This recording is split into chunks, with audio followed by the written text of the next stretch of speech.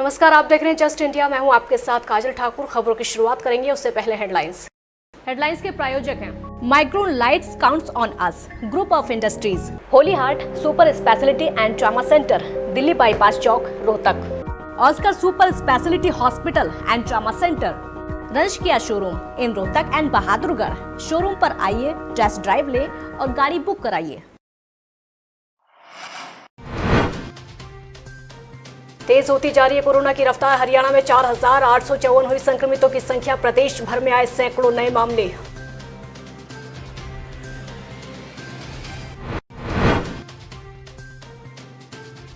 फरीदाबाद में फिर मिले 80 नए कोरोना संक्रमण के मामले। जिले में 940 हुई कोरोना संक्रमितों की संख्या। अब तक फरीदाबाद में हो चुकी 14 लोगों की मौत। रोहतक सांसद अरविंद शर्मा ने गिनाई सरकार की उपलब्धियां। बोले, कोरोना काल में राज्य सरकार जनता के साथ खड़ी। अरविंद शर्मा ने कहा।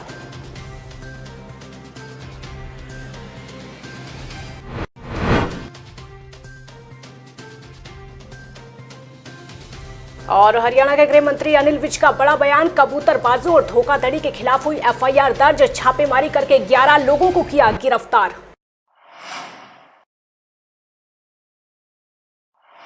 खबरों की शुरुआत इस वक्त की बड़ी खबर के साथ करते हैं और बड़ी खबर फरीदाबाद से है। फरीदाबाद से कोरोना को लेकर बड़ी खबर आपके सामने। 80 नए कोरोना संक्रमण के मामले सामने आए हैं। जिले में 940 कोरोना संक्रमितों की संख्या हो चुकी है। अब तक फरीदाबाद में 14 लोगों की मौत हो चुकी है। इस वक्त की बड़ी खबर आपके सामने। फरीदाबाद में 80 नए कोरोना के मामले आज निकलकर सामने आए हैं। जिले में 940 कोरोना संक्रमितों की संख्या हो चुकी है। तो प्रदेश में संक्रमितों की संख्या जिस तरीके से बढ़ती जा रही है, ठीक वैसे ही मौत के आंकड़े भी बढ़ते जा रहे हैं, जो कि सरकार की चिंता भी बढ़ा रहे हैं। और स्वास्थ्य विभाग की भी इस वक्त की बड़ी खबर। फरीदाबाद में नए 80 कोरोना संक्रमण के मामले सामने आए। देश भर में कोरोना वायरस से संक्रमित मरीजों की संख्या लगातार बढ़ती जा रही है। स्वास्थ्य मंत्रालय के आंकड़ों के मुताबिक देश में अब तक 2,66,598 लोग कोरोना से संक्रमित हो चुके हैं। इनमें से 7,466 लोगों की मौत हो चुकी है, जबकि 1,29,000 लोग ठीक भी हुए हैं। देश में पिछले 24 घंटों में कोरोना वायरस के रिकॉर्ड 9,987 नए मामले सामने आए हैं। 266 लोगों की मौत हुई है। तो वहीं हरियाणा में 406 नए मामले सामने आए हैं। मरीजों की जो कुल संख्या है 4,854 को भी पार कर चुकी है। वहीं संक्रमण से मरने वालों की संख्या 39 हो चुकी है। अंबाला में कोरोना के मामले थमने का नाम नहीं ले रहे हैं। रोजाना बढ़ते केसों ने स्वास्थ्य विभाग की चिंता बढ़ाकर रख दी है। आज 16 मामले आने से हड़कंप मच गया है। बताया जा रहा है कि जितने भी मामले आज कोरोना संक्रमित के सामने आए हैं, उन सभी की जो ट्रैवल हिस्ट्री है वो दिल्ली बताई जा रही है। फिलहाल स्वास्थ्य विभाग ने जिन इलाकों से कोरोना के मामले सामने आए हैं, उन सभी को सील कर दिया है और जिले में एक्टिव केसों की संख्या 56 पहुंच गई है। सर, आज सुबह 3 मामले आए थे हमारे संज्ञान में और अब 13 मामले और संज्ञान में आए हैं। टोटल हमारे आज अंबाला डिस्ट्रिक्ट में 16 नए कोविड-19 के संक्रमण के रोगी पाए गए हैं और ज़्यादातर मामले इसमें 8 जो हैं अंबाला कैंट से हैं और 5 मामले जो हैं अंबाला सिटी के हैं। होडल में कोरोना का कहर लगातार जारी है। संक्रमितों की संख्या 22 से बढ़कर 23 हो गई है। लेकिन ज्यादातर केसों में एक बात सामान्य है कि जो लोग दिल्ली से या फिर फरीदाबाद से आ रहे हैं, उनकी रिपोर्ट कोरोना पॉजिटिव ज्यादातर आ रही है। होडल एसएमओ ने लोगों से अपील की है कि लोग बेवजह बाहर ना निकलें। होडल ब्लॉक में अभी तक हमारे जो कंफर्म केसेस हैं वो 20 से 22 हो चुके हैं। कल जैसे कुछ आए थे सस्पेक्टेड केस, तो उनसे अभी कंफर्मेशन हो जाएगा उनका। और टोटल हमारे मिला के कुछ प्राइवेट केसेस हैं जो वहाँ पे प्राइवेट हॉस्पिटलों में हुआ, लेकिन उनकी इन्फॉर्मेशन हमारे तक नहीं पहुँची। तो मिला के 25-30 के आसपास है। हरियाणा के मुख्यमंत्री मनोहर लाल रतिया में किसानों के बीच पहुंचे। यहां पर उन्होंने मेरा पानी मेरी विरासत योजना पर प्रगतिशील किसानों से सीधा संवाद करते हुए कहा कि पिछले 12 साल में प्रदेश में भूमिगत जल स्तर दोगुनी गहराई पर जा चुका है, जो बहुत गंभीर विषय है। अगर समय रहते इस स्थिति को नियंत्रित नहीं किया गया तो आने वाली पीढ़ियां हमें कभी माफ नहीं करेंगी। उन्होंने किसानों को ये भी बताया कि भूमिगत जल स्तर में सुधार के लिए ही प्रदेश सरकार ने मेरा पानी मेरी विरासत योजना की शुरुआत की है। किसान आगे आ रहे हैं।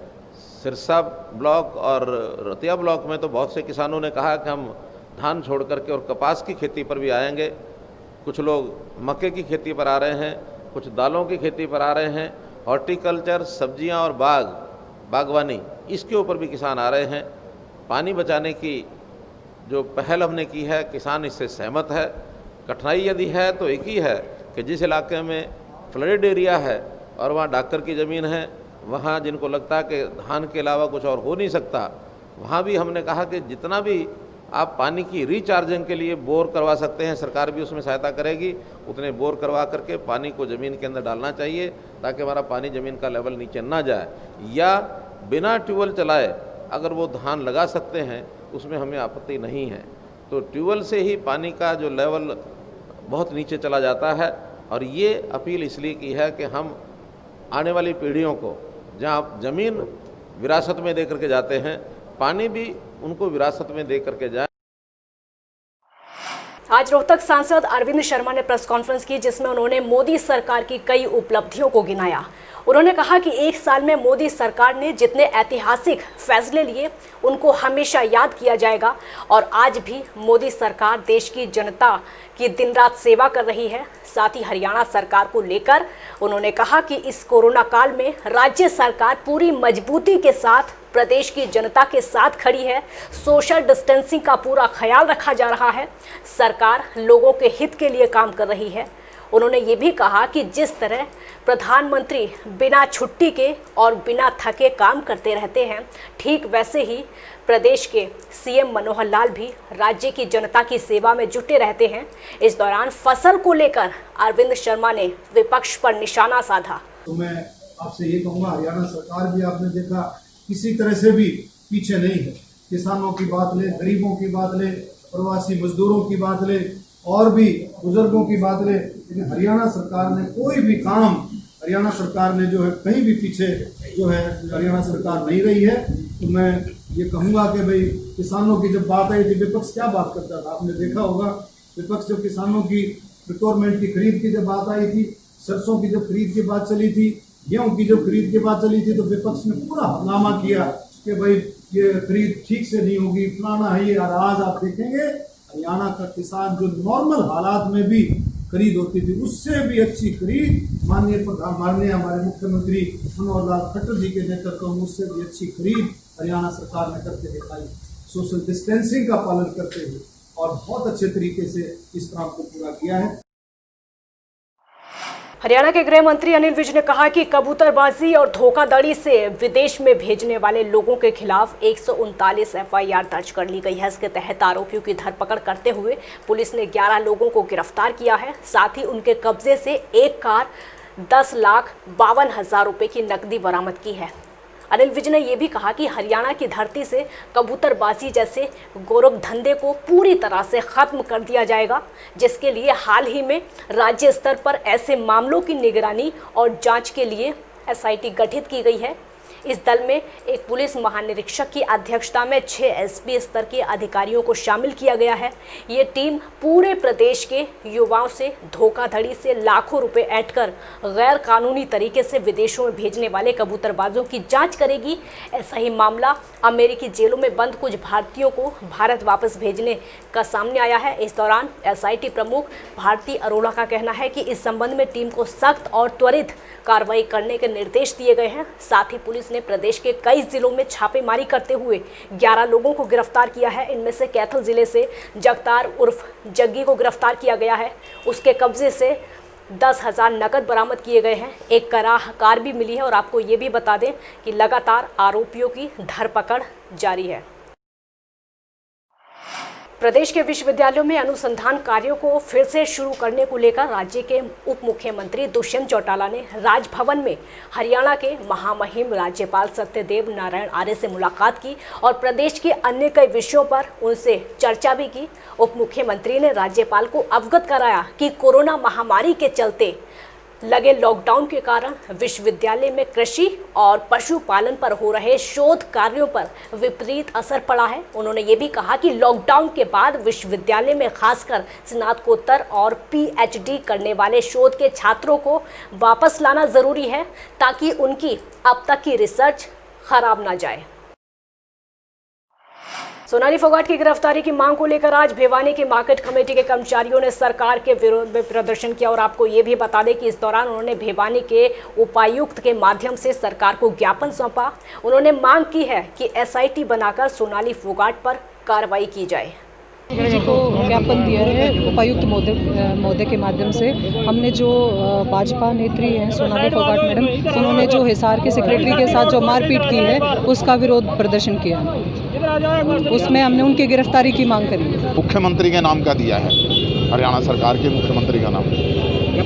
क्या मांग की? तो जो इन्होंने मांग की है इन्होंने बताई हुई है। सोनाली कांड की है जो हिसार में हुआ है अब सेक्रेटरी के साथ, वो इन्होंने सारी बातें इसमें लिखी हुई। आज लगभग 78 दिन के बाद चंडीगढ़ के सेक्टर 29 में साईं मंदिर कपाट खुलने पर श्रद्धा सबूरी साईं परिवार के श्रद्धालुओं ने खुशी मनाई। जीरकपुर से सभी लोग पैदल साईं मंदिर साईं बाबा के दर्शन करने के लिए पहुंचे। श्रद्धा सबूरी साईं परिवार के प्रधान सौरभ शर्मा का कहना है कि इस यात्रा में सभी साईं भक्तों ने सोशल डिस्टेंसिंग और मास्क लगाकर साईं जी के सामने माथा टेका, जिसमें साईं परिवार के प्रधान सौरभ शर्मा, तमन्ना महंत, सोनू सेठी, भजन गायक सरजीवन शैली, मुकेश इनियात, रमन सेठी, अशोक कुमार, दिनेश लूथरा, करुण शर्मा, राजू सोनिया, ये सभी लोग मौजूद रहे और मंदिर में दर्शन करने के लिए पहुंचे। खबरों के प्रायोजक थे Pramod trading company, tiles, sanitary ware, Ghanipura, Jhajjar road, Rohtak. Corona को हराना है, देश को जिताना है। सभी कोरोना फाइटर्स को सलाम। शर्मा जी, दीमक वाली, नाम ही काफी है। Asian colour coated Ispat limited. Be Fast Fit, India's fastest growing fitness chain, now at Rohtak D Park.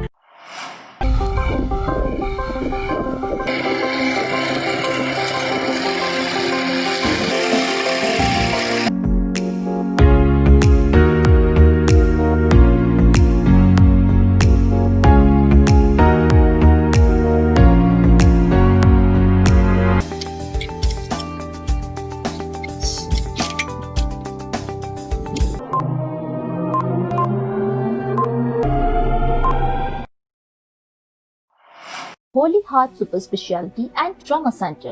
Modern healthcare facilities include cardiology and cardiothoracic surgeries, joint replacements, post-injury and trauma surgeries, orthopedic, laparoscopic and bariatric surgery, pulmonology, general medicine, gynecology, radiology, gastroenterology, nephrology. For more details, please contact Delhi Bypass Chowk, Vininagar, Rohtak. Our helpline 930-6722-176.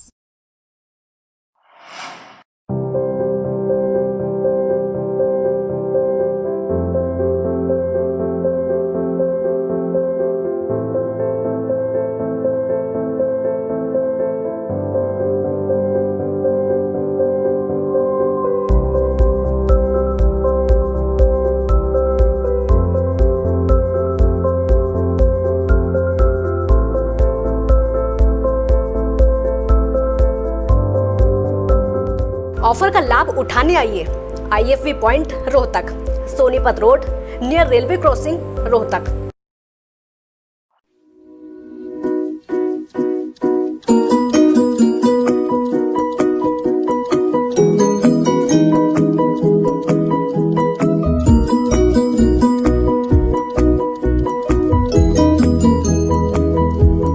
मेडिफिल international 7 Sheetal complex, Subhash Nagar, Rohtak.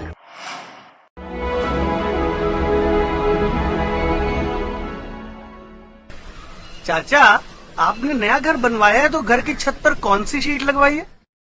बेटा, मैंने अपने घर की छत पर Asian sheet लगवाई है क्योंकि वो कभी न मिटने वाले ओरिजिनल निशान की चादरें हैं। साथ में ISI का चिन्ह, 5 साल की वारंटी के साथ साथ पैसों का सही मूल्य देने वाली वही इकलौती शीट्स हैं। क्योंकि नाम नहीं, पहचान जरूरी है। खबरों में फिलहाल इतना ही। देखते रहिए जस्ट इंडिया। नमस्कार।